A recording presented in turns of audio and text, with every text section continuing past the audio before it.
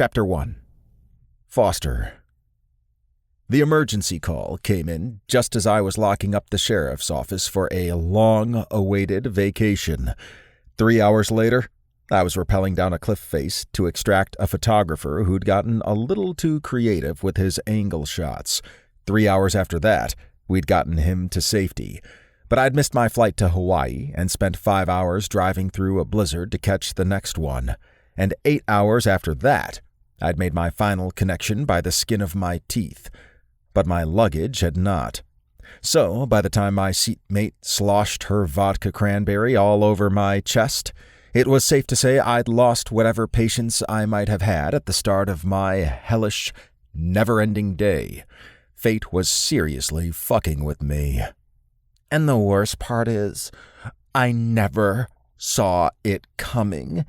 The woman slurred, still waving her cup as she spoke, seemingly unaware it was now empty. But then, I guess, no one ever does. I thought he was the one. I thought he and I were the real thing. Like daisies and sunshine, like kinsman. Kismet. A low, aggrieved voice muttered from the row behind us. You mean Kismet. I covered my snort with a cough. The guy in 9A had started correcting Miss Daisies and Sunshine's drunken mispronunciations under his breath, but the longer her drama went on, the less he seemed to hold back his commentary. At this point, his comments were the only thing keeping me sane. "Did you say something?" she asked, squinting at me. I thumbed over my shoulder. I think he said Kleenex. Speaking of which, do you have any tissues in your bag? I gestured from the bulging carryall at her feet to the remains of her vodka cranberry trickling down my chest. I could use one. "Don't think so." She wrinkled her nose. "Oh gosh, you spilled your drink." I sucked in a breath. I didn't. A travel pack of tissues suddenly appeared between us with a little waggle, and I glanced through the darkened gap between the seats to see a deep hazel eye smiling back at me. Mr. 9A to the rescue. "Thanks," I said. "Don't mention it." While I dabbed at my ruined shirt, Miss Daisies and Sunshine kept talking, ensuring everyone around us knew way more than we'd ever wanted or needed to know about the cheating ass who didn't deserve my love. "And the worst part is," she wailed, "I never saw it come." I jumped in to prevent her from starting again at the beginning. "Look, I know it doesn't feel like it now, but you'll move on from this. I dated a cheating ass once, too." "Yeah?" "Matthew, don't call me Matt." I rolled my eyes. High maintenance. Persistent. Terrible at karaoke. Regrettably bad at monogamy.